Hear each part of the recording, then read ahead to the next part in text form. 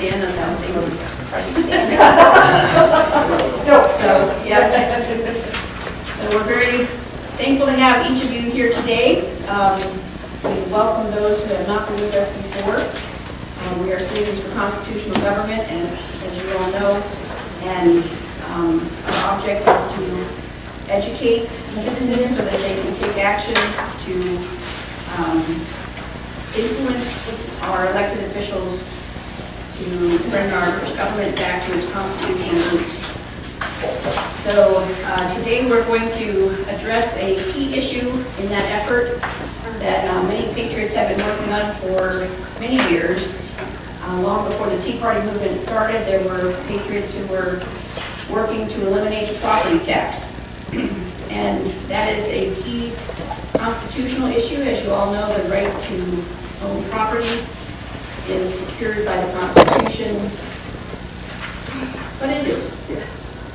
Not really, when the government can come in and foreclose on a property that a couple worked all their lives to pay off, and then in their waiting years when they have no income, suddenly they're not able to pay government what they demand, and the government can come in and foreclose. I was shocked when Rich Schuker, who is speaking, one of our speakers tonight, told me that 1 out of every 10 Bucks County homeowners has property that is at risk, either in foreclosure, and Rich will give you the exact figures, but either in foreclosure, under an income tax lien, or actually up for sheriff's sale. 1 of 10, folks.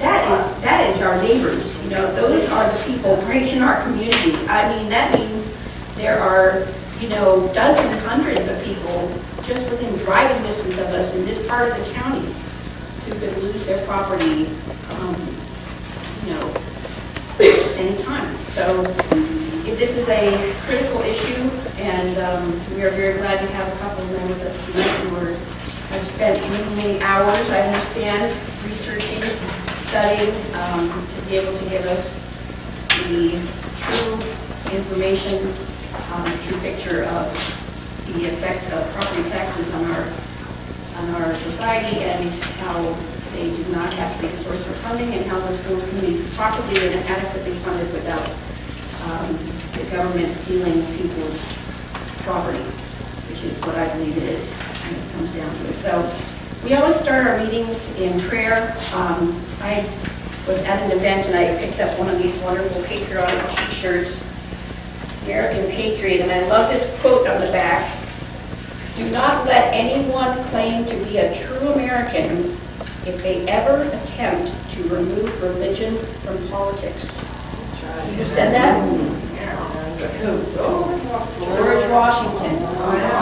And doesn't that, even to those of us who believe in the Constitution, believe in the foundational importance of God to a free society, even to us, that almost makes you cringe a little bit, right? To remove religion from politics.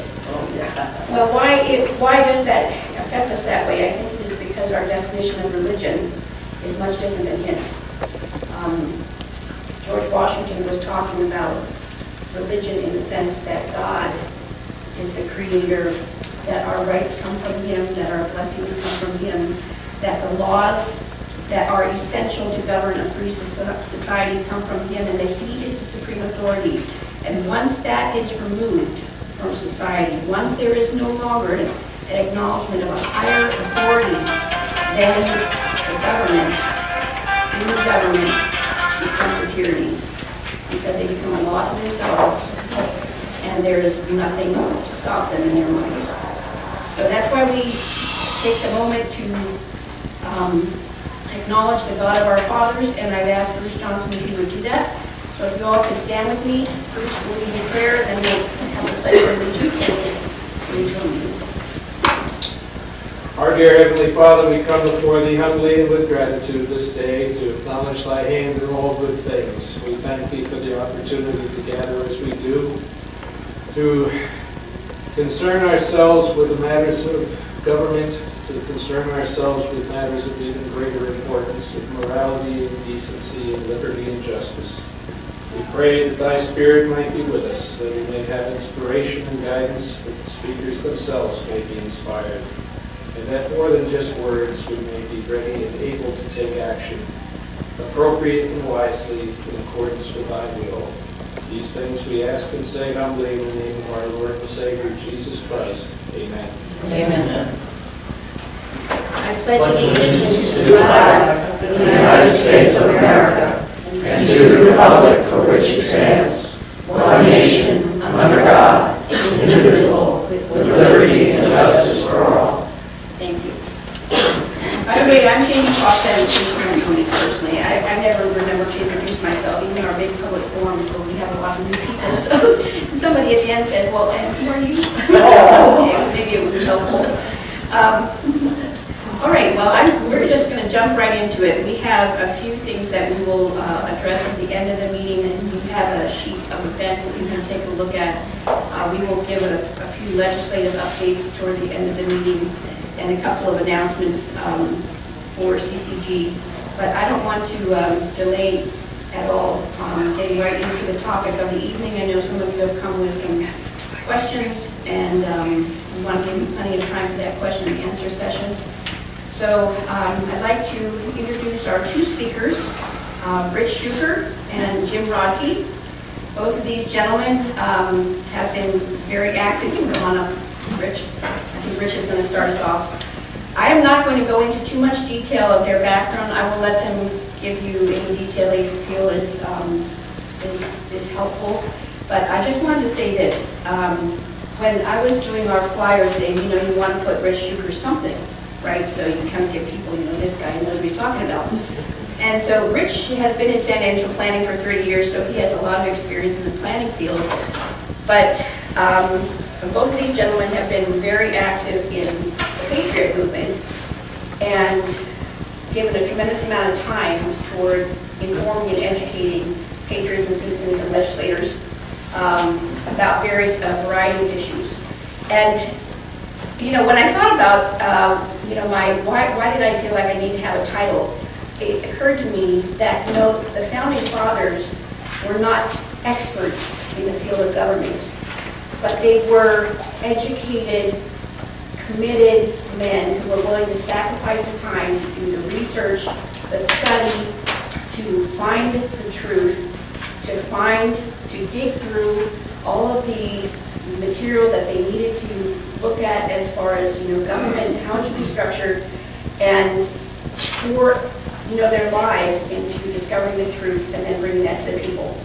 So we have to get away from this expert mentality, and know that a person who is a patriot, who has the experience and the willingness to pour the time into researching these areas becomes an expert, and that's what we have with us today. So Rich will address the financial aspects of the property tax elimination bill, and then Jim's going to address the issue of local control. Thank you, Rich. Thank you much. I want to thank you for inviting me.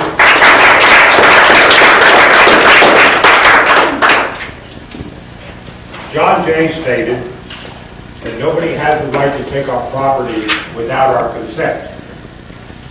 And that goes directly against what's happening in the state today. Talk about tax. What is the definition of tax? Under the Urban Dictionary, it is to steal. Giving money you don't have to people you don't know for a program you don't believe in. Legalized theft created by and used by the government. That comes out of the Urban Dictionary. Government today is out of control. How many of you agree with me on that? Oh, yeah. Yeah. Totally out of control. That's point number one. Point number two, if anything comes out of Harrisburg, normally is it ever correct? No. It's not. Okay? Before I get into the bill, I want to share this with you. If you want to be sure that whatever bill is being drafted in Harrisburg, if it's a good bill, the leaders of the Democrat Party and the leaders of the Republican Party will be against it. Them bills will work the best for us. And I'm going to share some thoughts on that. Tax liens. And this is from the state for income tax. Right now, there's 106,518 tax liens against the people in the state of Pennsylvania. Was that 106,000? 106,518. If you're going to make a lot of notes, I'll also mention this to you. If you go to the website, Eyes on PA, everything I'm going to be covering is on that website. Eyes on PA. Yep, eyesonpa.com. There's actually cards in the back. And handouts. Just print out, so, right? Okay, yep, there's a lot of handouts back there. Everything I'm covering is in print, either back there or on our website. My philosophy is if I can't document it, I can't say it. Okay? Home ownership. Back in, I'm going to adjust my glasses, 1900, 70% of all the homes was owned, free and clear. And that pretty much ran along a pretty clear route until 1950. This is Pennsylvania. This is Pennsylvania or nationwide? This is nationwide. Okay? In Pennsylvania, though, in 1946 is when the school taxes started. But it wasn't started to fund the schools. It was funded that way to pay off the debt, and was supposed to expire. Okay? It was supposed to expire in 1965. But in 1953, the government came out with a 1% sales tax for the sole funding of education. So by going back to the sales tax, makes sense. Okay? In other words, go back to the laws that are already in place. But back to the decline of ownership. Today, only 31% of all the homes are owned. Yes. Why? Taxes. I call it theft. When taxes go up, people who can no longer afford to live in the state do what? They move. From 2000 to 2010, the number of taxpayers that left the state of Pennsylvania was 77,184. The state of Pennsylvania lost over $4 million worth of revenue every year. I'm sorry. Not million, billion. So wouldn't it make sense that legislators would find a way to keep the people in the state instead of driving them out? Last year, 44,732 homes went into foreclosure. Right now, today, there's 323,172 homes now in foreclosure in the state of Pennsylvania. That in itself is the very reason school taxes need to be more. AARP reported in July 2012 that delinquent payments for seniors jumped 450% in 5 years. That's an incredible number. And our legislators sit back and what do they do about it? Nothing.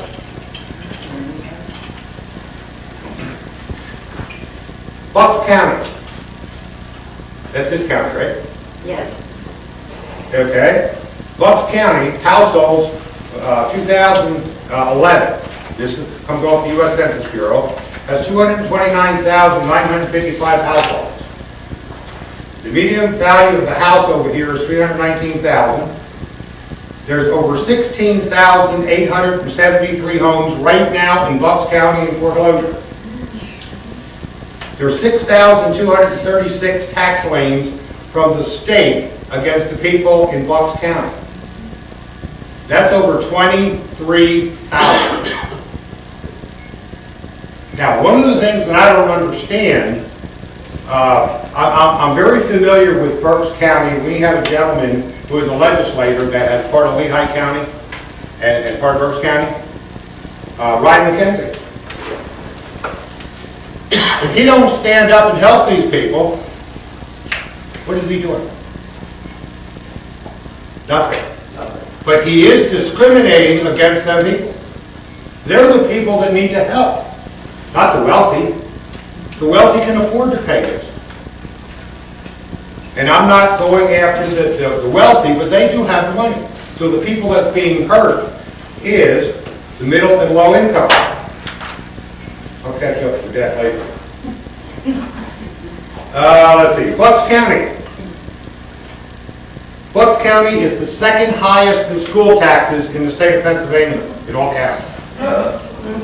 The second highest. What you may not know, Bucks County is the 62nd highest in the United States. Now, how can they tell us that this doesn't hurt us? The worst county is Chester County. They're number 1. They're 54th in the nation. Where's Montgomery? Do they? I'm from Montgomery. Where's Montgomery? Montgomery County. Let me find it here.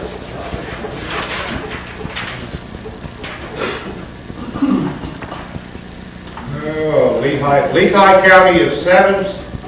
Delaware County is 3rd. Montgomery County is number 4 in the state. Montgomery County is also 75th in the nation. We just got a notice it's going up. Huh? We just got a notice it's going up. We do? I didn't Yeah. get mine yet. They're going up all over the place. Yeah, they are. And actually, what we're going to cover at the end of the meeting is how House Bill 76 gives us more control of this and starts taking the control away from the school districts and giving it back to us, because that's what needs to happen.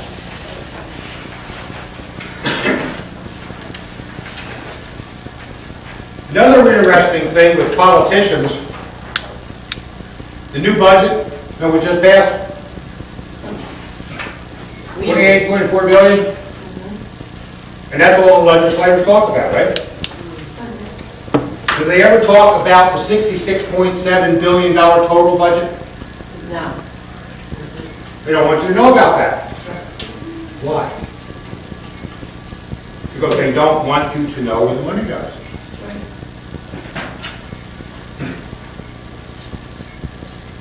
70%, or all but 70% of the $66 billion goes for 2 items. Education, welfare. Right? Does welfare affect our school taxes? Yeah. Most certainly does. Yeah. The free lunches in schools. Who pays for that? We do. We do. They all do. But in what process? Is it in our school taxes? No. No. It's actually taxes that we pay over here that they get back. Okay? Now, Jack Wagner, in a report, and I need to touch on this because this is important. Jack Wagner did a report dated September 2011 that verified 15% of all the welfare he can document as fraud. Okay? Now, if you look at the welfare spending, it's $28.4 billion. If you take 15% of that, that's a $4.5 billion savings. Now, there's not a legislator that can convince me that Harrisburg don't have enough money. This fraud is in the personal use. There is also $4.5 billion with corporate fraud.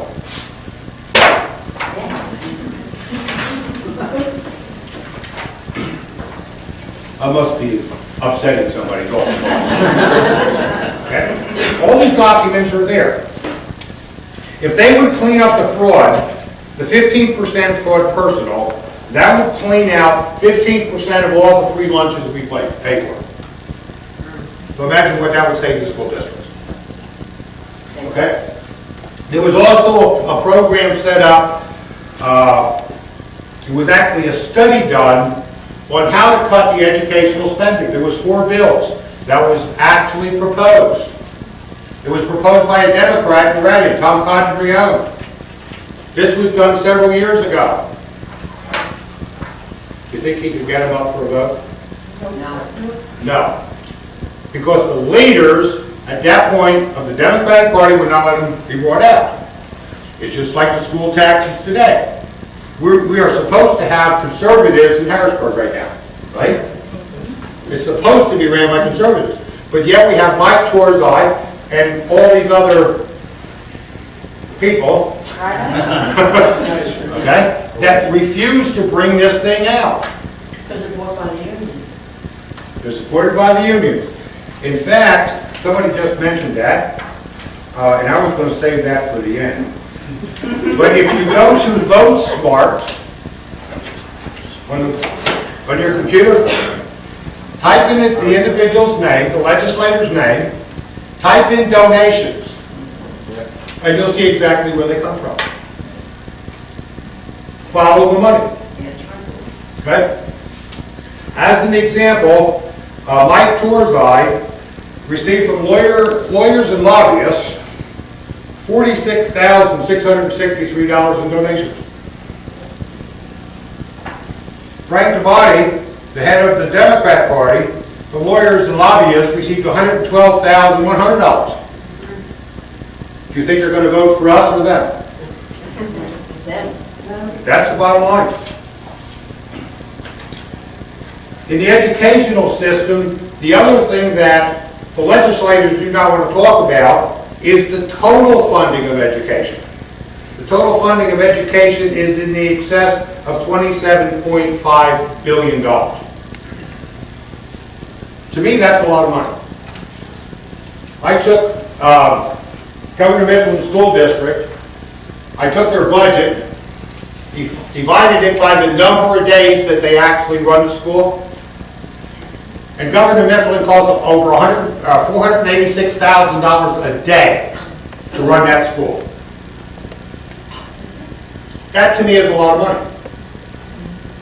What is our kids getting out of this? Not much. I don't know if any of you have seen it. I did make a copy of it, and I will have it here after the meeting for you to review. It's called, this was completed in 2011, State Report Card on our educational system. Do you think the schools did well or bad? Bad. 11th grade. Now this is classified into 3 sectors. You have what I would say your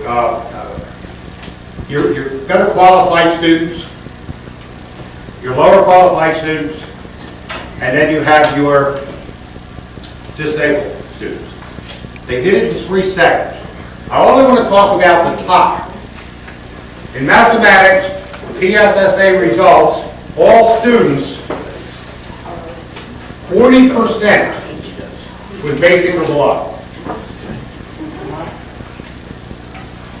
40%.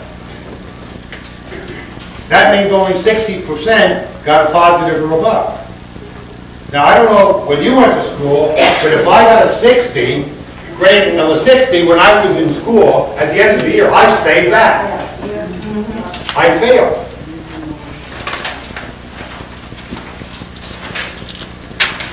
In reading, 31% failed. And this is the best one. Science, 59% failed. The complete report that I'm going over here is on the Iowa, Pennsylvania website. And I do have a copy of it here. Now, if you look at the lower classes of children, do you think the grades get better or worse? Worse. Worse. So is spending the answer? No. Pennsylvania educational spending from 2000, The 2008, wait a minute, I'm a little bit wrong here, let's look at this better. Flip that over. Went up 133% since 1980. How many of you got 133% raise? I know I did. Also, there's $2.7 billion in reserves that the schools are holding. Now, my personal opinion is they should take that $2.7 billion and pay down the debt, or take that $2.7 billion, put it in their budget, and cut our taxes.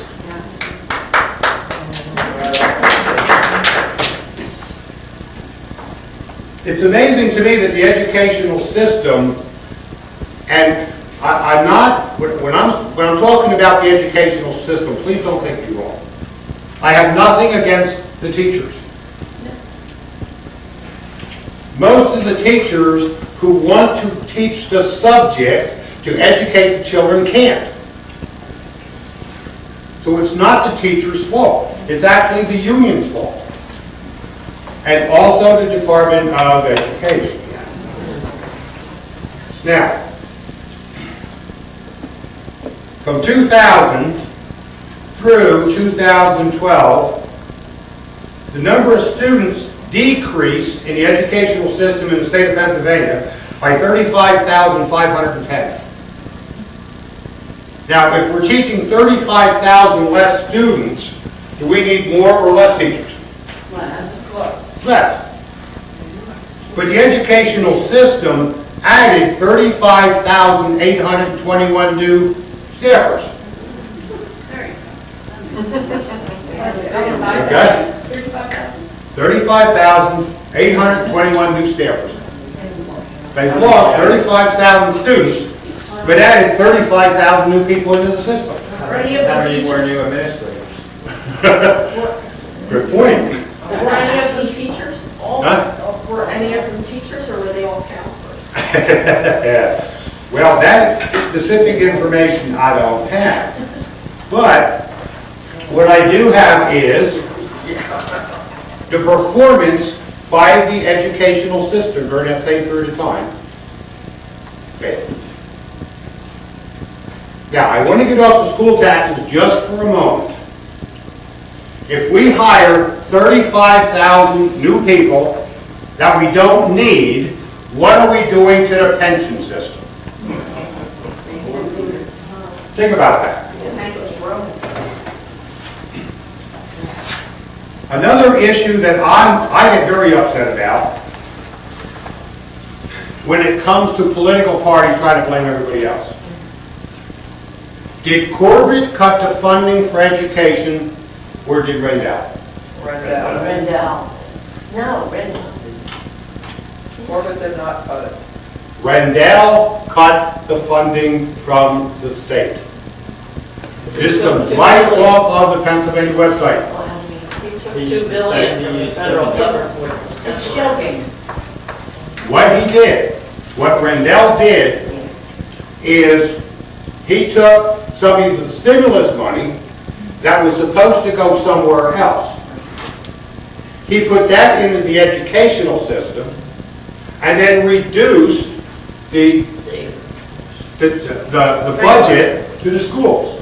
But because he added the stimulus money in, it appeared that he increased it. But he's the one that actually cut it. He not only cut it 1 year, he cut it 2 years. The stimulus, the actual budget in 2008 and 2009 was $5.2 billion. That's what came out of our budget for education. In 2009 and 10, it went down to $4.8 billion. Okay, number one, Corbett wasn't in office at that point. But he cut the funding by almost $500,000. And then the following year, he cut it by over $1 million. So Corbett had to make this up. Now, do I believe we should dump all this money in the educational system? No. And I'm going to give you some reasons as I go through this why not.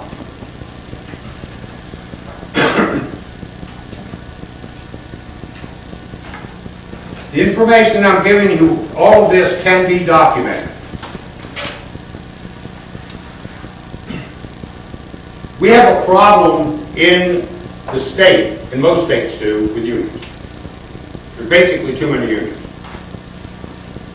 Now, what happened with the underfunding? You're now saying there's $47 billion of underfunding. Am I right? Whose fault is that? For the pensions. Talking about for the pensions? Yep. Whose fault is that? Stop motion. They want to put us on hold on this, right? Yeah. Well, if, I'm going to use this as an example right here. We have the teachers' unions involved in this. We have the legislators involved in this. We have the school districts involved in this. And now we also, at this point, we also have the taxpayers involved in this, right? Where the school districts basically at will can raise the taxes almost what they want. If they want to get an exemption, does the school district have to come to us to get that exemption? No. No. No, they do. They just have to go to the state. That's right. So what control do we have on them increases right now? Never did. None. Never did. Right. But we want that control. And that's what Jim's going to talk about. Now, let's go to the pensions a minute. Everybody says underfunded, underfunded, underfunded. Have any of you thought about, let's look on the union website and find out what the truth is? There was an interesting article in a Philadelphia paper that actually encouraged me to do a lot of research from the financial side in the unions in the state. PA pension fund, most risky in the United States. What paper? What paper, Rich? Philadelphia. Inquirer? Inquirer? Yep. That piece will be posted on Pennsylvania also. Because I'm putting a piece together for this. I did a seminar last month on the unions. Now what was interesting that I found out was, and this information comes right off their website. I have to find the right page here.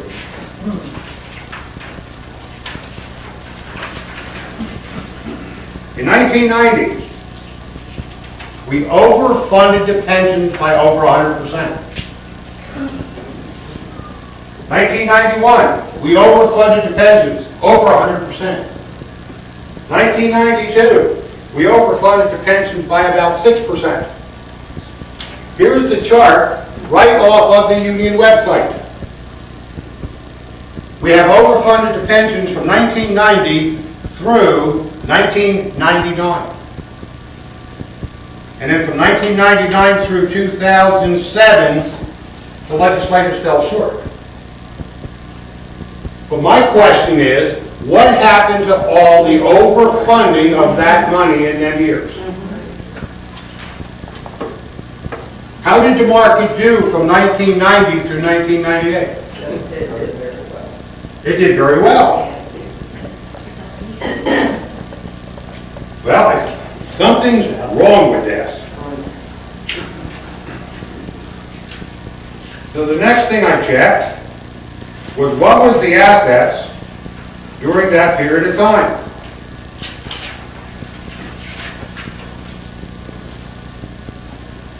Actually, from 1990 through 2000,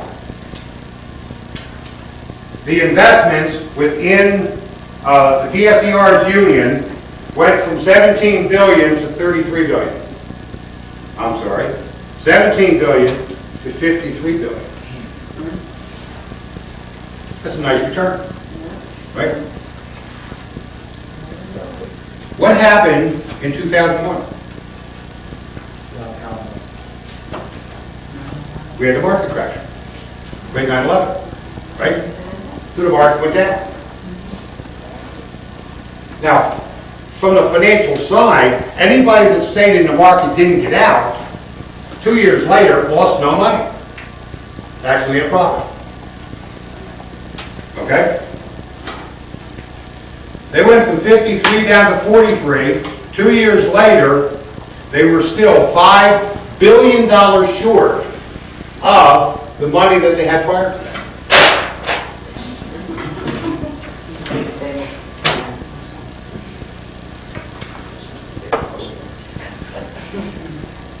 There must be a spirit in here. No, take it. Okay? Now what was interesting is from 2000 through 2002, the unions lost 19% more than the market went down. Now I don't know about you, to me that's a little red flag. Yeah. I followed it on that in 2007, they had $67.2 billion in their investments. Well, we had the 2007, 2008 market crash. Right? Well, their investments went down to $43 billion. They lost 35.86% more than the market dropped. And from then until now, with us putting money in, the union people putting money in, they're all only at 49.7 billion today.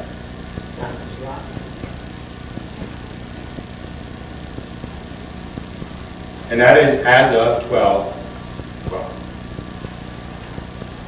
So they've lost 16, 17 billion dollars that they never recouped. So my question is, why? And again, all of this information is in this report. 21.3% is invested in private markets, venture capital investments, high risk. Okay? The new green energy companies that collapsed, and the money was lost. And that's where they have 21.3% of the union's pensions money. Now, I have a question for you. The state runs that or the union runs it? Union runs that. Sure. Yes. Yes. They actually have. Our money. Huh? They far money. Yep. Oh, yeah. But it goes into that account under the unions. The unions actually hire the people to administer this. Didn't Ridge and Rendell that start cutting money also? That they gave? Yes. Pension? Some of the money, went down going in. But during that period of time, with what was going in and what was going out, and the market, they still should have made money. Okay? The bottom line is, out of the $41 billion that's at risk right now, I want to know why the unions are not responsible for $19.7 billion of this. It was their poor investment that caused this. When I called the legislators about this, how many of them do you think knew about it? None. None. Another interesting part is the union hires the people to do the investing. Okay? The union outsources 38% of it. Now, if you hire a J.P. Morgan or any companies like that, are they going to charge the unions a fee?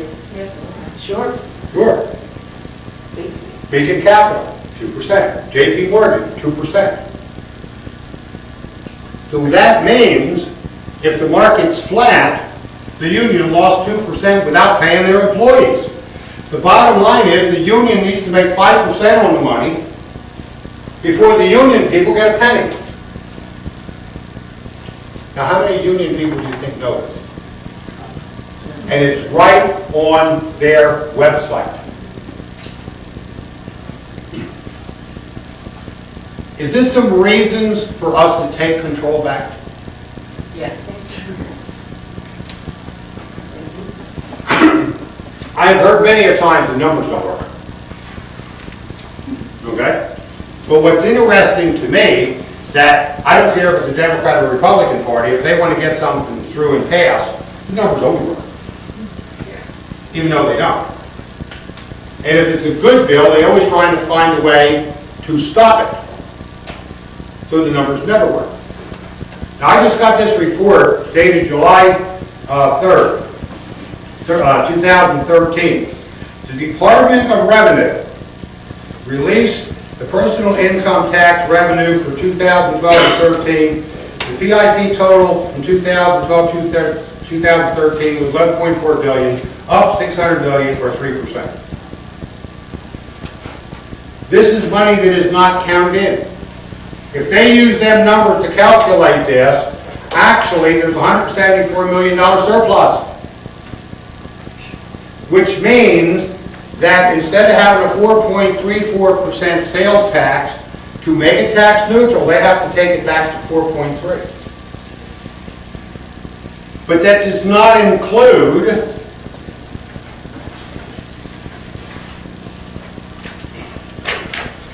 this is the IFO report. Figure out the money. There's 4 items in here that will generate income that the IFO report says we can't count it. Isn't that interesting? Because they didn't want the numbers to work. That's why not. The one issue in here is this. If property values go up and a person sells their home, does the transfer taxes go up? Yeah. And actually, on that idea itself, the legislators should try to find a way to increase the values of the property. Okay? Then they would receive more revenue. But in this report, they said, we don't know what it's going to do. And if I remember right, the numbers were something like $25 million a year. Look, that money just disappeared. Another interesting item in this is if $8 billion or $13 billion was released into the economy, what are the people going to do with that money? They're going to spend it. Now, is that going to drive the economy?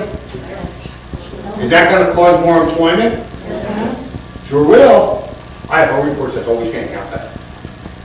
We don't know what that's going to be. So is this a fair report? No. No. Another interesting section is the businesses spend on property tax about $3 billion. Right? Now, what do you think the businesses are going to do with this $3 billion?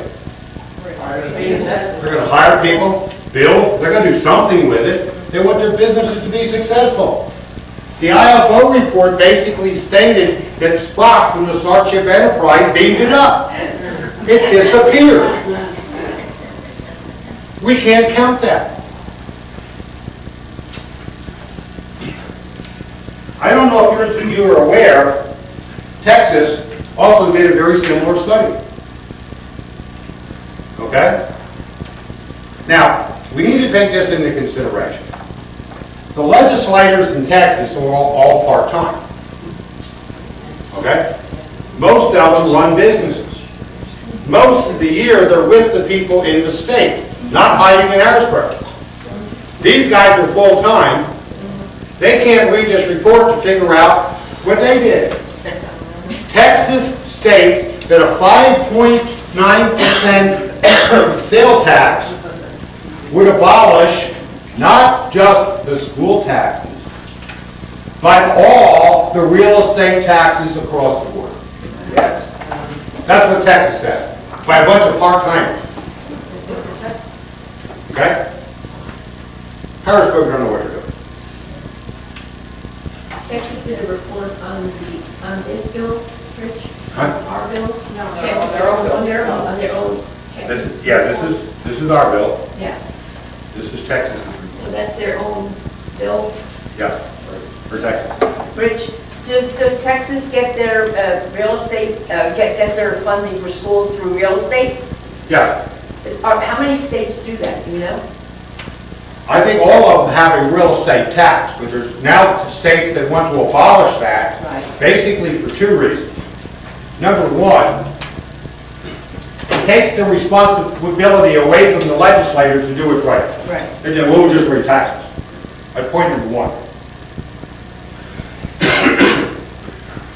Point number two, a lot of the states want us to have more control. We need to have the control the way the Constitution states. Okay? By going to a sales tax instead of any tax, it puts the responsibility on the legislator to make the economy grow.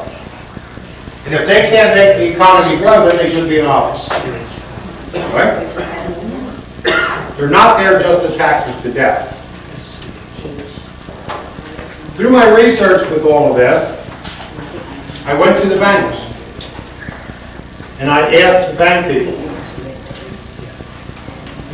if we would eliminate school taxes and real estate taxes, would this help or hurt the bank? You know what the bank told me? It would help them, but it would also help the people. Because the fee to administer the escrows is in everybody's interest rate, if you escrow or not. So if they would eliminate the taxes, they can eliminate this department and they can lower the interest rate. Now would that help the people? I went to a title company. Title company told me that settlement costs would drop 30%. Now, would that make it easier to buy homes? Okay? Payments would drop 30%. Would that make it easier to qualify? Why don't our legislators want to do that? Part of the problem is there is legislators in both parties that actually wants to destroy America. That's the bottom line. Okay? I'm going to real quickly go over a couple items and then we'll Jim to come up and finish the meeting and then we'll answer all your questions. There's a brochure back there, and it's tax replacement, and it explains some of what we've talked about here. There's also an excerpt from the Independent Fiscal Office report. There's a copy of that back there instead of the whole report. 10 reasons to replace property taxes. And also, what we've started, Jim is a big part of this, Dave Wallinger is a big part of this. We actually started a summer effort. It's called CAST. Yeah.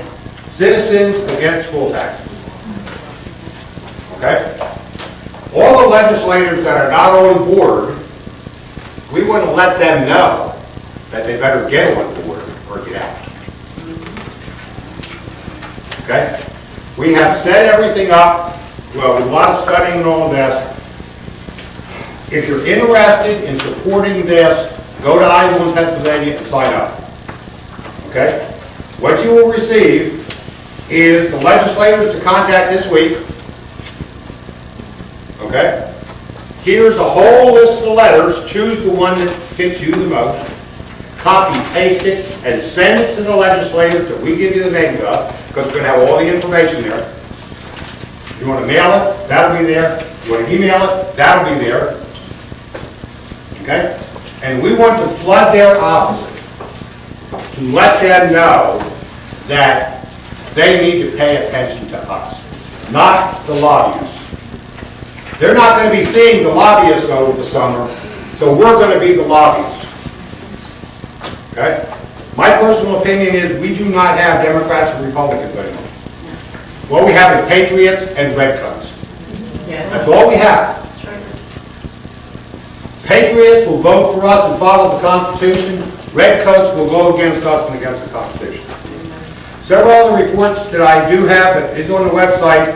A research report, Growth and Economic Development in Local Government Structure in Pennsylvania. I also have, and this will be on the website, Strategic Investment Plan by SERS. Okay? We are going to start putting all the information about the unions on the website. You can go to the unions, click, and you can find out everything about it. This stuff will be available on the website.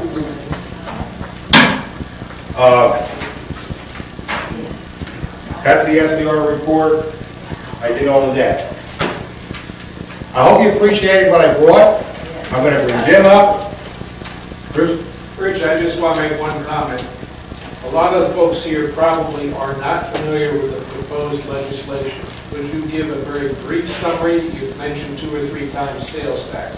People's backs go up and they say, well, I'm not going to pay 12, 15%. Can you just give a brief sketch of what the legislation proposes? Yep. Thanks. Sales tax would go from 6 to 7. It would spread into an area of a little bit of what we would spend. But a lot of the sales tax is spread into the exempted items by the floor. Okay? PID tax, the income tax will go from 3.07 up to the new report of 4.3. Okay? But there's a catch on this in this bill. Okay?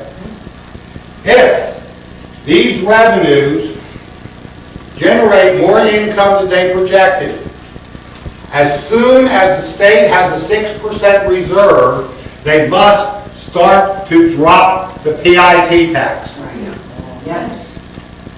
Okay? My calculations state that if they pass this, there's going to be $3 to $5 billion surplus in 5 years. That means that PIT tax can go down. And the reason I come up with that number is I compared the state's report, Pennsylvania State's, to Texas report. Okay? Does that answer that question?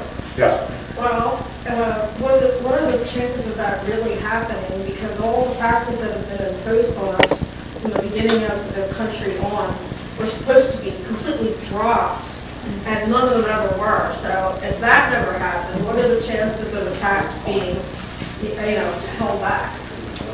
The bill will state this needs to happen. So the only way that they can change that is change the law. So if they decide they want to come and change the law, then we go after them and say no way. Just to add to that, most taxes that were enacted to be temporary have a cutoff date that keeps getting extended. Yeah. This is different. The language in this specifically states that when we accrue 6%, that it must immediately lower. There's no, they get to vote on it. It must immediately lower. Right. Sounds good. Yeah. So the taxes should go down. Yes, sir. What about Paul Clymer? I've had some meetings with him and the former superintendent of the Penrith School District with respect to the school taxes and how it affects seniors whose homes pay for it. And they can't pay it anymore. I pay my mother's school tax every year. This pisses me off. It's $4,000 that an 84-year-old lady has. That's my mother's tax liability for a house that's paid for. And there's no one attending any of the schools. Now, supposedly, he was going to be working with the current governor to effect some changes to help seniors so that they get some relief. Now, my mother is of the opinion that I'll pay something, but 4 G's is beyond her reach. And to be quite honest with you, my funds are running out. So has there been any traction there? And has there been any movement in a positive direction? And one final note, I had a conversation with somebody who resides in the state of Delaware. Any individual who is 8 years of age and older doesn't pay any school property taxes. Right. Not in Delaware. Right. So where does Paul Clymer stand with his efforts in trying to help seniors out? All the legislators that say they want to help seniors, no. So there's been no movement. No, they will pass bills, like the rebate from the... Well, she gets $450 every year, whoop-de-doo. That doesn't compensate me for the $4,000 that the check I cut. School taxes have to be eliminated. Right, I understand. Okay? If we don't eliminate them, what's going to happen is they're going to say, we're going to do this for you. Okay, go like the homestead. Okay, I looked at my last tax bill. Did my taxes go up? Yeah. The other thing too is you gotta work on these school boards, like this one character, his last name is Yarnell. Yeah. He needs, someone needs to open a can of butt whooping on that guy, because he's got a real attitude.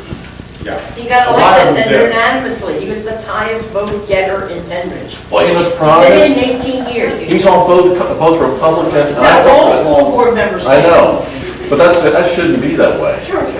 Why? This is not political. Questions and answers, or? It's not political. I'm going to let him talk, and then we'll take all your questions and answers. How's that? I felt for that, because I was kicking the neck. Because what he's going to cover may answer some of your Well, questions. sometimes it What does. I can do is that's wrong. You said all companies who have unions, the unions are,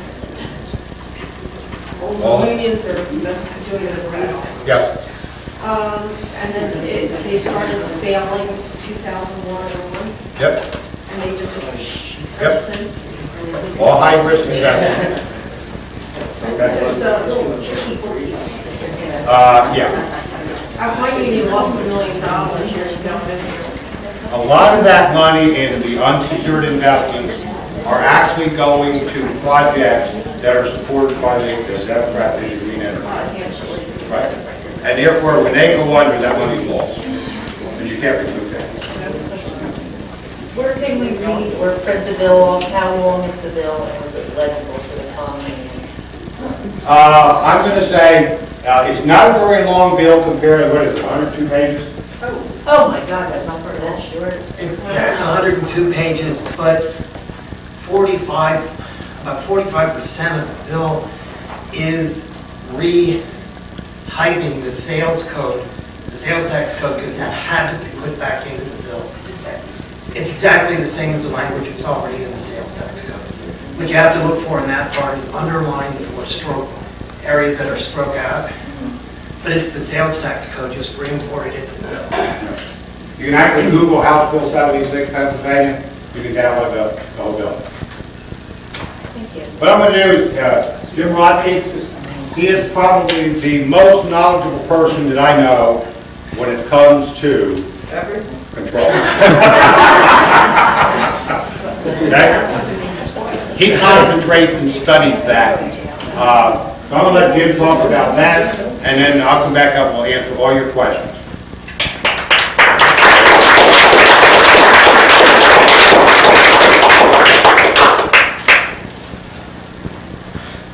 The two biggest criticisms that we get about the school property tax elimination plan is that, first of all, we get that the numbers don't work. The numbers do work. The problem is, under the current system, the numbers aren't working. For every person who loses their home, for every person who goes into mortgage foreclosure, for every person who has a tax lien, every senior citizen who has to go into a reverse mortgage, no matter how you look at it, the numbers didn't work for them. Something happened to them. Philadelphia, the city of Philadelphia. Obviously, the numbers aren't working in Philadelphia. They're not working in Reading, and I come from Lebanon City, which is a very small city in comparison, and I can tell you, the numbers aren't working for us either. We're going to a 4% increase, no referendum vote. A 4% increase in our taxes. So, the numbers don't work. The other criticism that we get is, I'm not going to send all that money to Harrisburg so they can send it to Philadelphia. I'm going to give you a very interesting fact about Philadelphia. For every dollar Philadelphia sends to Harrisburg, do you know how much goes back to Philadelphia? $1 million? Less than that. 7 cents. What we see is a number, and we ignore that a third of the population in the state lives in Philadelphia. We only see the number. We don't see how much taxes are actually coming from Philadelphia. Remember, Philadelphia is a corporate center. A lot of tax money is going to Harrisburg and not going back to Philadelphia. Remember that, because that's important. I know we hear this all the time, all this money going to Philadelphia. First of all, the bill is written in such a way that that can't happen. The bill's written that each school district gets exactly what they're getting now, currently funded, and it will be adjusted each year based on the rate of inflation, nothing more. The rate of inflation. What this is going to do is tie the hands of the unions. When the union comes in and they say, well, the rate of inflation was 1.5%, the unions say, well, that's not good enough. We want 4%. All that the school board can do is turn around the contract and say, fine, show me what to cut. Because it's all about the children, isn't it? Oh, yeah. Show me what to cut. Yes. We like to think that we control local education. We don't. We began to lose that in 1947. Rich talked about the implementation of the first real estate tax that became sort of the school property tax in its infancy. We were just coming out of a war, there was a debt, and there was a baby booming generation. All these guys came home from war.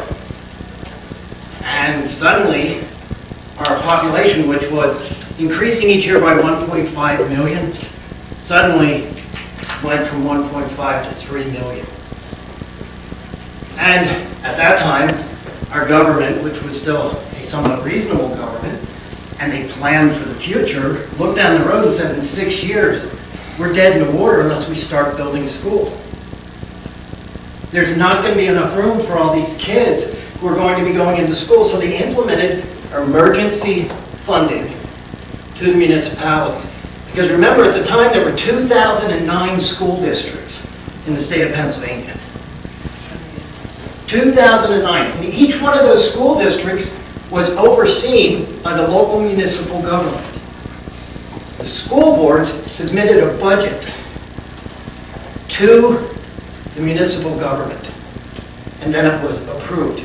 In other words, they function just like the police, fire and safety, your county hospitals, like any other organization within the government. Why?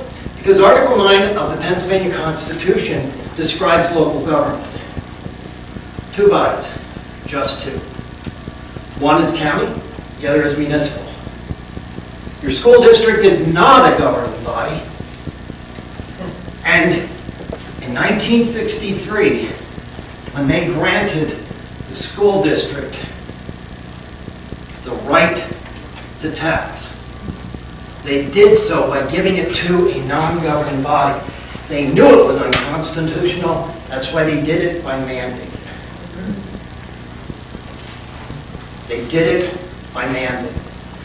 Now, at the same time this was happening, in 1946, the discussions began. By 1947, it was underway, because it took a long time back then, too. In fact, it took longer to have hot-button items and legislation go through.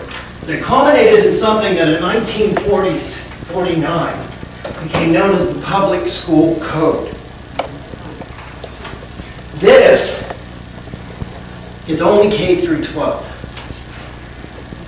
Now, the Public School Code actually covers charter schools, it covers higher education, our colleges. This is just public schools, K through 12, enacted in 1949.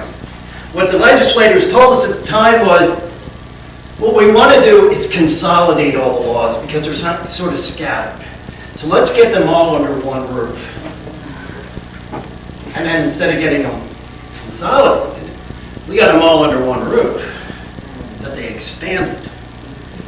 And they've been continuing to expand it. It's still called the Public School Code of 1949, even though we're using it here in 2013. Inside this, you will find references, citations to other things. There's hardly a page in here as you go through this that there isn't at least one citation. A lot of pages have a whole lot more citations. I went through 2/3 of this. I actually read this. I went through 2/3 of this with a highlighter and highlighted every citation. If you were to take every citation and print a citation is a reference to another law. If you were to take every citation that's in here and print it out, you would have regulations from our legislators that would fill a law library. The number one most referenced citation is to this. We'll get to that in a second. Now, they couldn't enforce this. Our legislators couldn't enforce this. They knew that. So what they did was they created something called the Department of Education. And inside the Department of Education, they created something else called the State Board of Education. 17 appointed members and 4 members who are the majority and minority chairs of our House and Senate Education Committees. But 17 of them are appointed from the educational field. Let's interpret that. 17 of them are appointed because of their campaigning and lobbying efforts in the PSEA. So who controls the State Board of Education? The unions are controlling it. The teachers' unions are controlling it. Now, your local school district is under obligation because the Department of Education was created as a department to enforce. It was placed in the executive office. Not the legislative office, the executive office. And it was placed there because they were to enforce legislative laws. The Public School Code of 1949. They were there to make sure that your school districts were in compliance to the law. Now, there's a good reason for this. Our state constitution actually says that any institution that is receiving appropriations from the government must be under the absolute control of the Commonwealth. Our public school systems are supposed to be under the absolute control of the Commonwealth. So there was some good reason in establishing this. And there really were. We had school districts that were kind of, some were okay and some weren't so good. And it was just kind of, so they attempted to bring this under one umbrella to develop a type of standardization. Now, by that I don't mean the standardized testing. That's something altogether different. But to bring a uniformity to the school districts. Once the State Board of Education got into place, the first thing they said is we need to reduce the number of school districts. It's going to save you money. Now, I don't know how many of you are aware of Agenda 21 and Sustainable Development. Oh, yeah. Regional Comprehensive Plan. What's the number one reason we need to go to that? It's going to save us money. It's going to consolidate our governments. It's going to make it more efficient. They said the same thing when they sold Pennsylvania on this consolidation of school districts in 1960. It took them from 1968 to 1988 to go from 2009 school districts to 501 school districts. But the intention was this, to separate the school district from the municipal government. So that it would not be the municipal government that was controlling the school board. It would be the State Board of Education, the unions. The State Board of Education, not to be outdone, was granted, in this document, 2601B through 2606B, to describes the responsibilities and duties of the State Board of Education. We gave them regulatory power. That means we gave an office in the executive branch the power to legislate. And they're not even elected. Our whole government is established on the fact that you make sure that you keep the executive, the legislative, and the judicial branches separate so that they can function as checks and balances on one another. But instead, what we've done is given them legislative authority. And then through fines, fees, and penalties, we've also given them judiciary powers because they get to determine whether you're right or wrong and apply fees and fines without a hearing. They're judge and jury. Now they compiled Title 22, this is their regulations. It's bigger than the state's regulations. They compiled regulations. These regulations, this is essentially, by the way, I've read this as well. These regulations, as you read through this, there are several times you feel like you're reading a union contract. This is continually, throughout this document, protections of the teachers' unions. Oh, yeah, sure. From 68. From 68. Starting in 1968. Right. This section, standardized testing. Okay. Just this section. We're about to tear this out of this and replace it with this. This proponent, they like to show you this. This is Common Core. This is all Common Core is. This is the executive summary of Common Core. This is Common Core. Oh, my God. This is Common Core. Now, just stand. Just Not going to cost you, don't worry. oh, no.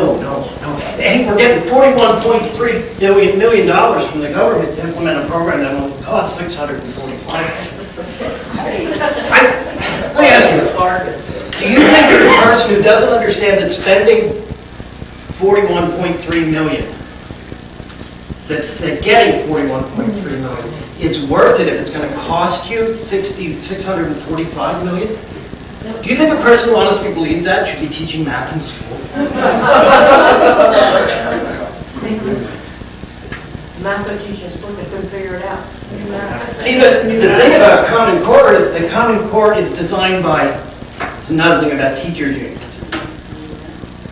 They go through school, they go to college, they get out of college, they teach for a year or two, and then they become active in the teachers' union.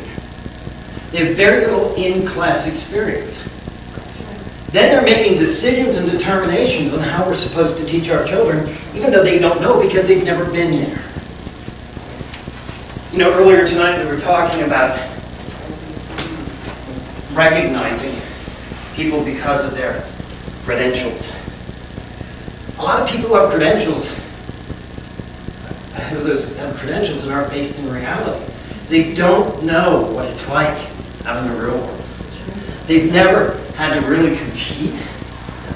They've never had to go out and function in real life. Jefferson had a way of describing it. He called it the aristocracy and the natural aristocracy. And he declared that we should be looking for our leaders from the natural aristocracy, not from the appointed aristocracy. But the notion that we have any kind of control at all over our local government. If you talk to most school board, even the good ones, there are some, school board directors, they'll all tell you the same thing. My hands are tied. They're not lying to you. They're tied through these documents. This, by the way, is Title 24 of the Pennsylvania statutes. This is how we determine the funding mechanism. This is going to be very important. This is going because we're about to force this to be rewritten. And this is one of the most inequitable funding sources in education in the state. There are some school districts that receive 15% of their budgeting from the federal government, and there are other school districts that receive 85 to 90% of their budgeting from the federal government. This is based on the property tax. Once the school property tax is eliminated, they will have to go back in and come up with a new funding formula mechanism. And they'll have to redesign that. And this was 1991. It's about time that we start following the student and not the teacher in our funding. That's right. This bill, this is one of the unintended bonuses of HB SB 76. Another is this. Within the framework of the bill, a local tax can still be applied through the school board, but only by voter referendum. Now, the reason we did this is simple. I live in Lebanon County. If you guys want to build a stadium in your school district to compete with the Pittsburgh Steelers, that's your business. If we want to build a stadium to compete with the Pittsburgh Steelers, that's our business. We should have to pay for it, not you, and we shouldn't pay for your stadiums, your schools. So we're keeping that mechanism in place. Here's the thing, when the school board places that in front of us, and they say, well, you know, school A is falling down, and we need to either renovate it or rebuild it. They will have to tell us how much the bond payment is for, how long the bond, that's the loan that they take out, how long that is, what the sunset date is, and immediately upon that sunset date, that tax is gone. Right. Yeah. It's gone. We're controlling it. It's now in the hands of the people, not in the hands of 9 people who we'd like to think we elect. How many people know all 9 members of your school board? That's actually a very good percentage. You can go door to door and ask people to name you 2 members of your school board, and most people can't. Yet we think we have local control. How many people know who your school board members are married to? That's important. You know how many of them are married to teachers? Maybe not in your school district, but in a neighboring school district. But see, when the arbitrators come into your school district, where are they going to compare the wages? So a school board director who's married to a school board director in another school district knows that if he can get more money in his school district, that school district will have to raise. Right. Okay? These are the things we don't think about. We say, oh, well, get out there and take over your school boards. In Cornwall, we ran 4 members. I'm with the Tea Party group called the 11 by 12 Project. We ran 4 members in Cornwall. The minute the PSEA found out that the 912 Project had formed 4 members to run for school board in Cornwall, they spent $25,000 on a campaign to launch 4 prior teachers onto the school board. There was no way we could compete with that. I mean, I don't know what funding is like in your group, but I know in our group, well, we're going week to week, just like most households today. But yet we believe we have local control. We don't. We believe the only way to restore local control is one of 2 ways. Unfunded mandates have to be eliminated. Because an unfunded mandate is funded. It's funded through your property taxes. It's a property tax funded mandate. So we have to eliminate that. We have to get rid of this ability to push unfunded mandates down to the local school district. We also need to tie the hands of the State Board of Education. We need to make sure that they can never take a $645 million program without going in front of our legislative body and shoving it down our throats. This was implemented in 2010. When we started contacting our legislators about this, the end of last year, no one knew about it. Nobody knew about it. Yes. This needs to stop. Now, we can pass a whole bunch of laws. We can try to pass a unfunded mandate law. We can try to pass, a law that would repeal 2601B through 2606B in this. That's not likely to happen. Those bills will get lost and shattered. But what about if we had introduced another bill that would eliminate the school property tax, which would make it impossible to push unfunded mandates down to the local level? It would make it impossible for the State Board of Education to push regulations down to our local school boards without going through our legislative body and introducing it to them that way.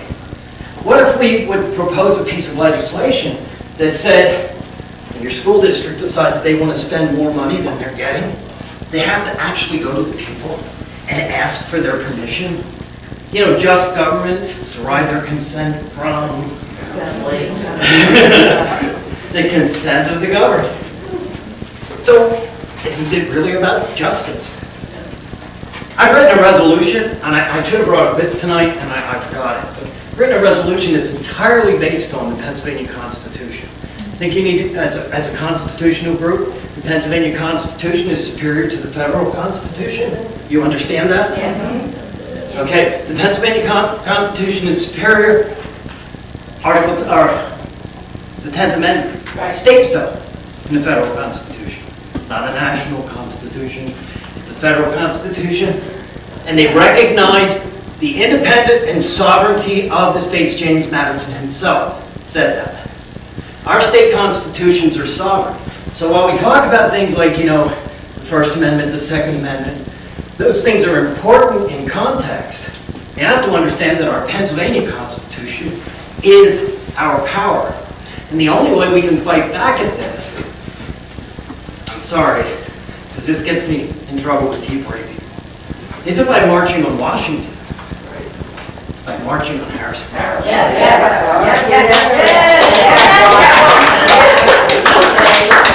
Who do you think you're going to convince? How many voted for Pat Toomey? How many are disappointed? Who do you think you're going to convince? What we have to do is cut off that power section, and the only way we're going to do that is through local government. One of the things that I love about this, when David Baldinger called our group and asked us to come on board on the school property tax, the first thing I said to him is, we're talking about just the school property tax, right? And he said, yes. Why? I said, because it was implemented unconstitutionally. It was implemented by mandate. And I'm not willing, because it says in our Constitution that our legislators are forbidden to eliminate property taxation. It says that. But because the school tax was implemented by mandate, by regulation, we can do that. Now we can eliminate the local, your county and municipal taxes, but we have to do that through constitutional amendment. We have to do that through a different source of funding. It is our state's responsibility to provide for a thorough and efficient form of education. Rich gave you numbers. It's neither. We need a system that's going to go in place. Everybody says it's not a property tax problem, it's a spending problem. Give me a spending bill, and I'll get behind it. Until then, I've got one for you. The IFO report says that in the first 5 years, this will cap education spending that will save the taxpayers $1.5 billion a month. Let me tell you something else you should know about education. Crunching numbers, not my forte. Yeah, I would be one of the lower. Once you get beyond math and, basic math, algebra, algebra 2, I'm on shaky ground. Calculus, Forget about it. give me Latin. I think it would be easier for me to learn Latin than it would for me to learn calculus. But I did some numbers crunching, and you can see over a 10-year period what happened in the growth of education spending. We project that down 5 years, just 5 years. We will add another $6 billion, and that's without the pension. We will add another $6 billion to education in 5 years. Philadelphia's dead in the water. Where do you think those kids are going to go to school? Because it is still a law that they have to go to school. Where do you think they're going to go to school when the schools start closing? You got it. They're going next door. Guess who's going to pay for the busing?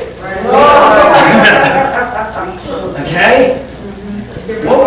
What it is a collapse to push us towards the regionalization of our school districts. Sure, absolutely, yeah. They want this to collapse. Yeah, they do.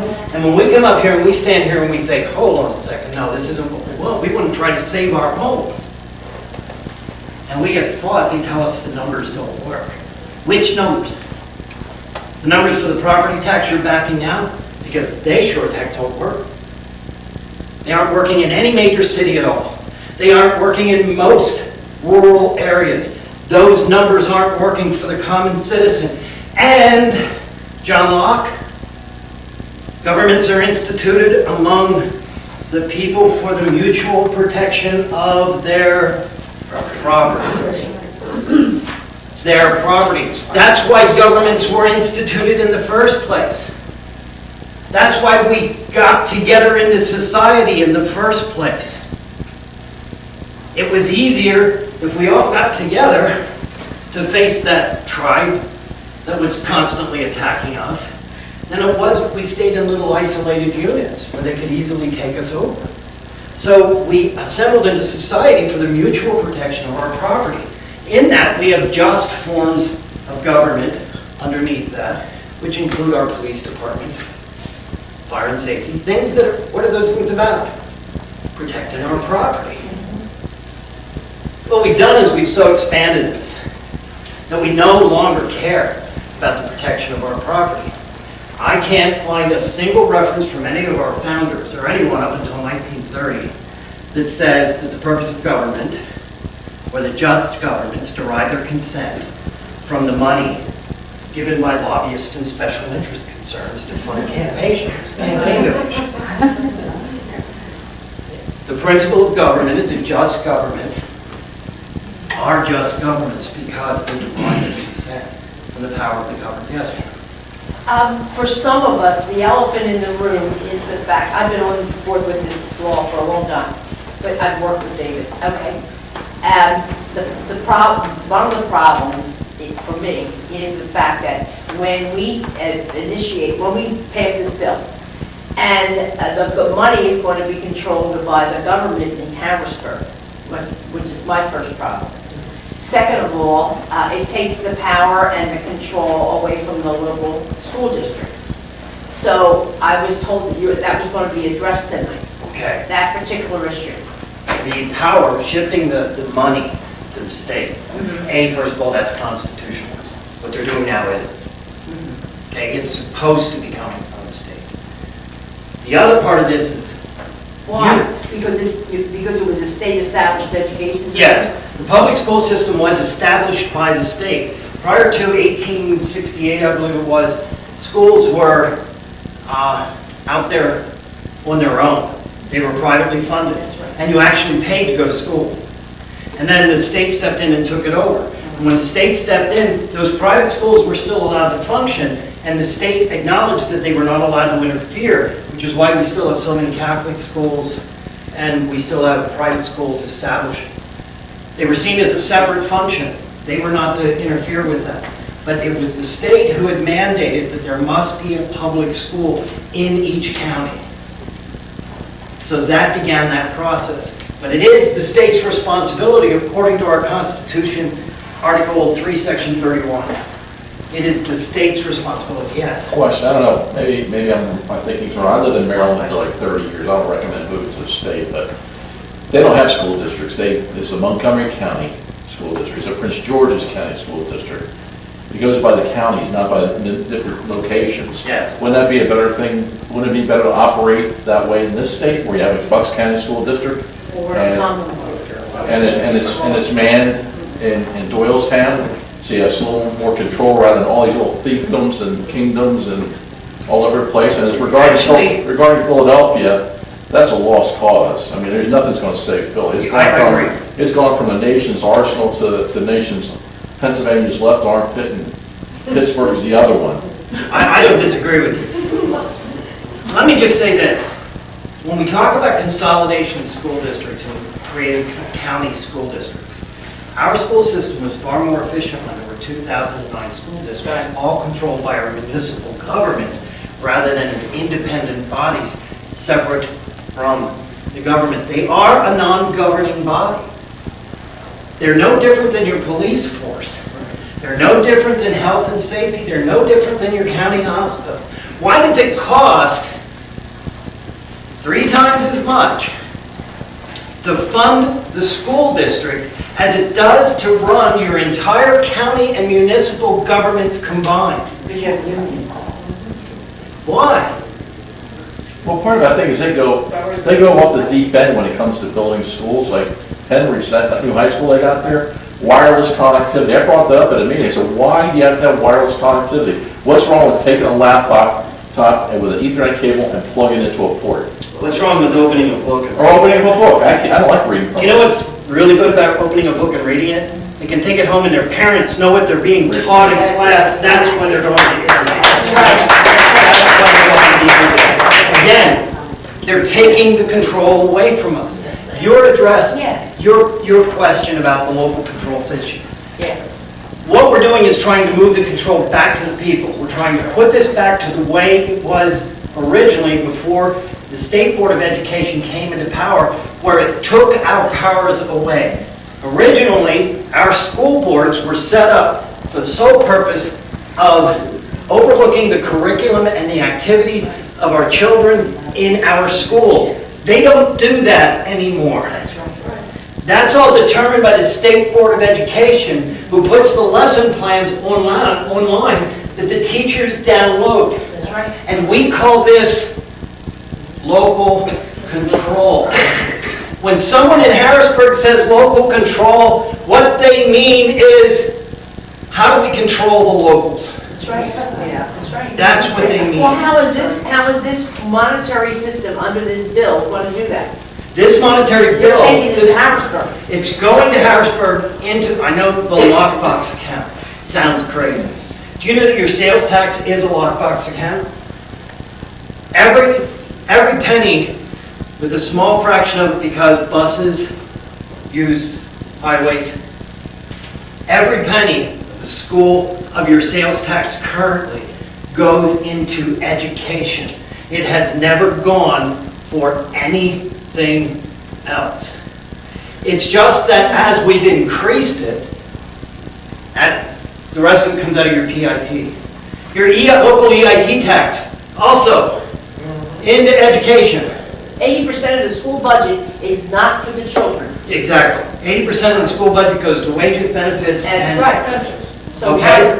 And as long as the administrator in your local school district controls your school board, which they usually yes, do. they do. Yeah. As long as the administrator controls your local school board, we have no local control. No.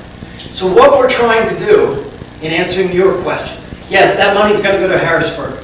This bill specifically designs how that money will be apportioned.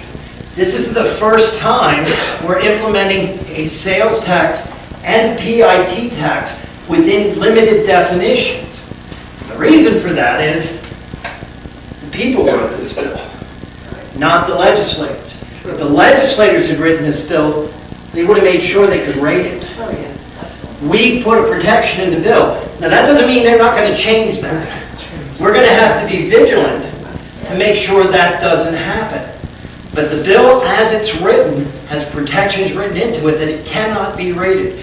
Your school district will get exactly what it's getting now, adjusted each year by the rate of inflation. Okay, now who's going to govern that in Harrisburg? Have we got another crop of No. bureaucrats? No. The IFO report did a review on that. They said that within the body, it may require just for the transitional time period, an additional 14 employees.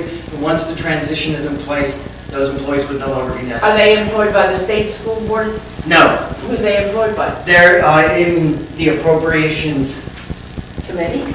not the committee. Budget and finance. Or ways, yes, ways and means, that's it. Part of the government. Yes, it is part of the government. It's not, I don't trust the government. well, I don't either, but your school board is part of the government. We're gonna have to Not, get... not the way, well, no, not the way it is now. This is, we have two options. No matter, I'll give you an example now. I'm going to pick on Seth Grove, and I like Seth Grove. I think Seth Grove's a great guy, except on the property tax issue. Seth Grove believes that the solution to this is to leave the property tax in place and institute a new local school tax. No. Local tax. Who is Seth Grove? Seth Grove is a you want to find a guy who champion for right to work? You talk to Seth Grove. Okay. You want to find a champion He's a legislator? on pension reform? Talk property tax? Seth Grove needs a swift, hard kick in that. Okay? Because he's wrong. We have to eliminate the school property tax. Right. The school property tax, however, the school funding, we have to provide. We're never going to get a bill passed that doesn't replace the revenue. It's never going to happen. This is the upside of it. I'll give you an example of that. Darryl Metcalf has a property tax bill that I love. It's to replace all taxes, 9% sales tax on everything, and a 4.5% PIT tax. I love the bill. I know that as warm as it is in here, a snowball. And that other place, that's the chance that bill has to pass. What we have to do, all too often in the Tea Party, we know that we're at A, and we want to be at Z. And we forget there are letters between B and Z. Is this a perfect bill? No, it's not.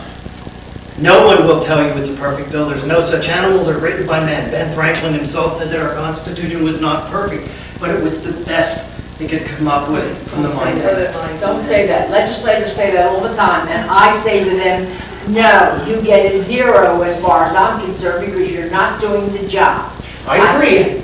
I agree. But what I'm saying is we're going to have to do something to move so that we can get Darrell's bill. But until we do something like this, we are never going to see Darrell's bill.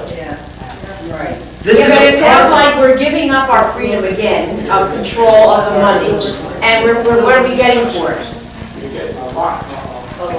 Okay. I mean, I don't mean to beat on you, please. No.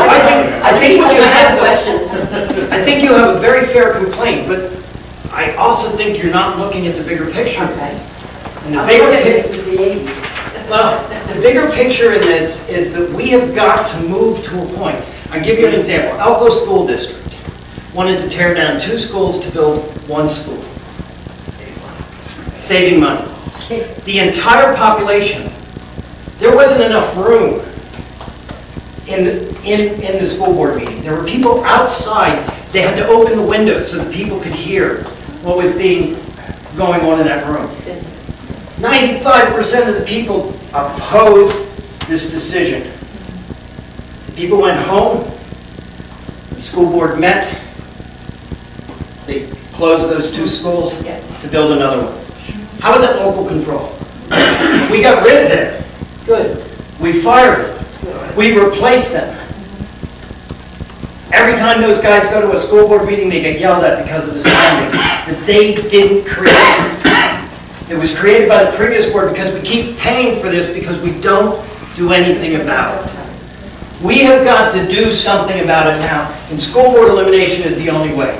Again, Rich had explained that the fact the school property, yes, school property tax elimination. And Rich had explained how the PIT and the accrued value also reduces. So, and that's important to me. I would rather see an entire consumption base, because then I get to decide how much taxes I want to pay here. Current school boards are hampered at 80% of their budget from personnel costs that are protected by laws enacted by Congress or by state legislators that prohibits them from not increasing revenue. All right? Without removing that legislation, the state will be just as ineffective because they cannot limit increases in salary, and you can't fire teachers because you don't have the money. I agree. You can't Hold on. get rid of people. Yeah, but the state, your school district has no control over that. Your legislators do. They created the mess. Let's push it back to them and make them fix it. All right, my question, you said that your local people were screaming and yelling and Yes. were ineffective. If the state decides inflation went up 2.5% 2 years ago, and this year it went up 2%, my local school board, because of pressure from local people, did not raise taxes for 2 years in a row. Yes. They saved 4.5 because people were mad, they went up and they voted and they stopped it temporarily, but they were local. Now, what is it going to take when the state legislature decides, okay, we were at 7%, but we really need 8% to get the entire state mobilized? It's hard enough to get your locality mobilized. If your state school board wants to increase your school taxes, all they have to do is say we're going to increase your school taxes. If the state government wants to increase your sales tax, there's a riot. That's one of the problems we have, because it's increasing the sales tax. How long? Rendell's been trying to increase it by 1%. He did it the entire time he was in office. He tried to increase, and he couldn't get it. I tell you what my concern is, and it's always been my concern about the local control of the money, because we've already lost all the local control of everything else.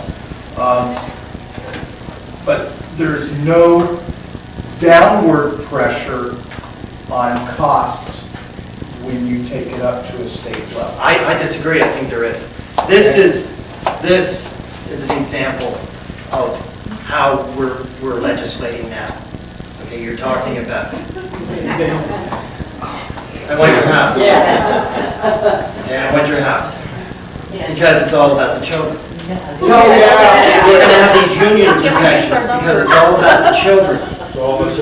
We're going to, now what happens when we take this away? We're still going to use that same line to get them to increase the income tax. The PIT tax? They're going to say we need to spend more money on children. You're not solving the problem at the core, which is cost and personnel expense. I disagree. What created the problem? From 1988, we haven't had a Democrat and a Republican president elected. So they're in an election year, presidential election year. They put that up. We're getting off the subject. What created the problem in the first place? The end of the war. Costs. No. No, the legislators created the problem by creating the tax in the first place. So what do you have to do? If I smoke, okay? I'm a smoker. And I know it's a stupid thing to do. Okay? I know it's a stupid thing to do, but I still smoke. Okay? I'm kind of like a legislator. I know taxation is a stupid thing to do, but I still do it. You remove the ability and everything else follows. You restore it to the morals of a rule of law, and everything else follows. The problem isn't the spending. The problem is the thing that creates the ability to spend. When your child goes to college, and you give them that credit card to spend, okay? You give them that credit card to spend. If they abuse that, you have to take it away from them. You can't just blame the child. How are we going to take that away from them? This is what we're doing. We're taking the school property tax away from them. Okay. We're removing that from them. Well, let's say your plan is 97%. It's a great plan. How will you get the last three state representatives to sign it? Excuse me a second, before we go further, so that everybody has a fair opportunity to get their question answered, could we not have this back and forth discussion between individuals and the gentleman up here? Okay, please raise your hand, and they will call on somebody who has not had an opportunity to speak. before we go back to people who have already had opportunities to speak. Let's be thoughtful of others, okay? Our time is getting down to the wire here, and we want to let everybody have an opportunity to ask a question. Rich, So, in answer to your question, Rich, what Rich is Is that right talking here? about, the cast, how do we get the rest of this? We need 40 in the house. We need, we're at 22, real close to 23. We would need 2 more for the majority. 23, we need 26. 27. We're real close to 23. I'm not supposed to tell you that. We're very close. We have 4 legislators right now who are constantly in the Senate, 4 legislators in the Senate, who all they're doing is writing our representatives. There are negotiations in some of the major cities because there are distinct advantages to our cities. Blighted properties, why are they blighted? Why are they empty? They're empty because those people couldn't pay their property taxes, and this increases the financial burden on our cities. If you actually step back and you look at how much it costs to implement, just a reassessment alone, the judge has ruled, if we don't do reassessment every 3 to 5 years, reassessment, the property tax is unconstitutional unless we do it every 3 to 5 years. A place like Bucks, it's going to cost you $10 million every 3 years to do a reassessment. $10 million. Do we have that? Let me get him. All right. Yeah, quite frankly, I'm tired of paying rent to the government for my property. I think if the answer to the lady's question would be if we broaden the base of paying for government services with an income tax and a sales tax, you have more people that are impacted by it, and more pressure than on the government if they abuse it. Yes. Like you said, it's not going to get passed. But I think for House Bill 76, the best argument you can have is you want to take the power away from the unelected administrators of the schools to do whatever they want to do, to raise whatever they want, take it away from them, put it in a state where at least we can elect those people. Right, and those people know that. They know that we're One important point about this is this. If we take the taxpayers out of the loop, who's the pressure on? The legislators, the unions, and the school districts. Now, most of the legislators do not want us taken out of this equation. Okay, and the reason for that is very simple. I'm going to use Governor Mifflin as an example. Governor Mifflin wanted to raise the taxes by 5%. Well, that's more than the state allows. They wrote to the state. Did I have one word for that? I had no choice. Because it didn't go to the legislators to bring it up. It went to the Department of Education. Oh yes, you can do what you want to the taxpayer. Arbitration. When you're arbitrating your contracts, your local school, there are 3 people that work within the Department of Labor who write the recommendation to the school district. All 3 of them are appointed union lawyers. Right. What chance do we have? I mean, what chance do we have? And they know, they also were going to strike. I believe that this bill will help Simon Campbell a great deal in stopping teacher strikes, because it's going to be really hard to justify going on strike when inflation has grown by 1.5% and they want 4%. It's going to be hard for them to justify that strike. As far as I'm concerned, it's a real eye-opener. I never owned a piece of property or house in the state of Pennsylvania, so I'm not quite sure how everything works. In Maryland, when I had my place down there, when I lived down there, I never got a bill. So I think the biggest sell is going to be the general population, because if they own a house, all these bills are taken care of through an escrow account. They never see the bill. And all of a sudden, you're telling them that, well, we want to raise the sales tax to 7%. And there's going to be some, I think, pushback. But if In reality, if they had to cut a check every year, like I do for my mother, and cut a check for $4,000 for the school, and then it's $900 property tax, it's a real eye-opener. It's like what Rush Limbaugh used to say on some of his programs. If at the end of the year, you had to write a check for FICA, you had to write a check to the Fed, you had to write a check to the state, you would like to know where the hell your money's going. So I think the general population is going to be the toughest sell because they don't see these bills. Am I right or am I wrong? And the only way I can tell you that is that I've given this presentation to, I can't tell you how often I've been in front of groups. I've been with David Ballinger, even more times. And at the end, it all comes down to whether you're paying your property taxes through escrow or you're paying them directly out of your pocket. You still know you're paying them, and you still know how much they are. And when you get down to it, the basic understanding of this, if you take your current property tax and you multiply that times 0.07, that's how much new items you would have to buy in sales tax to be equivalent to how much you're currently paying.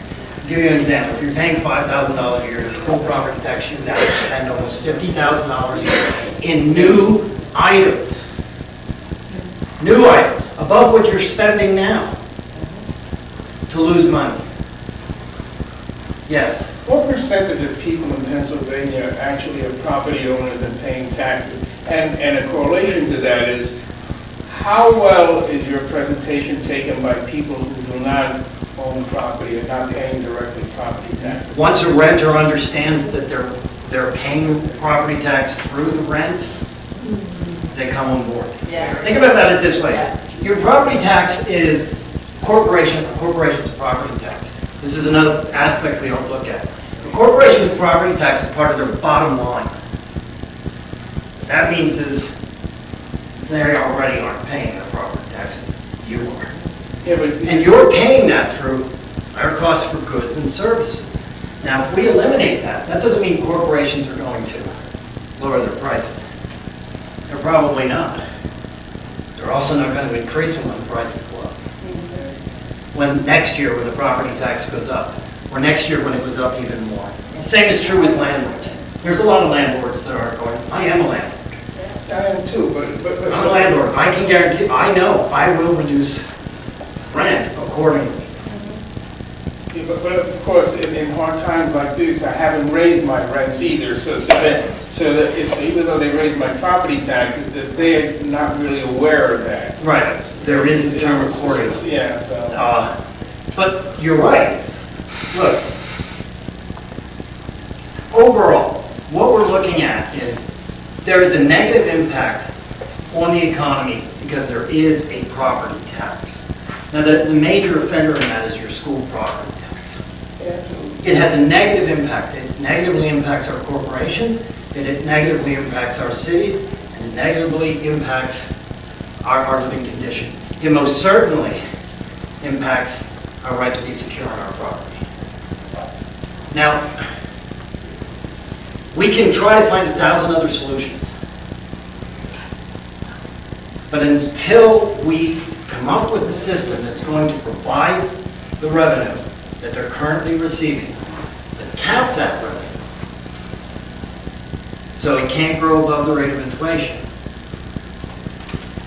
while removing the school property tax, we will always have the school property tax. And any form of relief, which has been the history of property tax, look, I would love to see so that no farmers have to pay property tax. Because they grow our food. I think it's immoral to tax. We say we shouldn't tax food, but we tax the land that the farmers need to grow that food or to raise the animals. We say it's immoral to tax the elderly. I don't disagree. They've worked all their lives, they paid their taxes, it's immoral. But what does that do? It shrinks the base and it raises the school property tax. We must find another way to do this. The elderly, how are they protected in this? The elderly, my mom's like 84. She's not going to go out and buy a new TV set. Okay, unless the TV set blows up, as As long as she can sit on her couch and watch Fox News, she's a happy camper. She wouldn't need anything else. Fox News and Judge Judy, she does go over West Virginia. But she's happy with that, Yeah. okay? She's not gonna go out, she's not gonna spend a lot of money. The sales tax isn't gonna implement it. It's not gonna make it, it's not gonna hit on it. There are exemptions, we are expanding it, but food that's currently purchased through SNAP, that makes a lot of conservatives nervous. Look, your taxes are already paying the SNAP bill, okay? Do you want to be taxed for your taxes? Yes. SNAP. What's that? Food stamps. That's SNAP is the new name in Pennsylvania for food stamps. All items that are currently on WIC are exempt for everybody. But any purchase made through food stamps will be tax exempt. It's no sense in making me pay more taxes on the money I've already given them. So that's just a common sense approach to that. And we have a stupid sales tax. We have just a stupid sales tax code. It needs to be rewritten, but that's a whole nother area. Your PIT tax, like Rich says, what we're looking at is going up 1.25% on the dollar. What is PRT? Personal income tax. Your investment income isn't going to be taxed. You already were taxed on it. So you're not going to be taxed on it. Yes. A question that's plain devil's advocate of this now. Are the surrounding states have lower sales tax than your proposed sales tax? And if that's the case, is Pennsylvania going to lose business by people buying goods on adjacent states? The only place we hear that is when we get in this area of the state, and that's because of Delaware County. All the other states have a higher sales tax already. So New Jersey has the highest sales tax. Yeah, they all have a higher sales tax, and they also they also have far more hidden sales taxes. At least in New Jersey, when you pull up to the gas station, there are signs above gas pumps that tells you a complete breakdown of all the taxes. So you know how much is actually taxed and how much is gas. Yeah. Now, do you realize, or has anybody figured in how much we're going to get just by the fracking industry and the sales tax? I mean, this is amazing. I mean, we bring all these people to work here from out of state, and they're going to spend here with our fracking.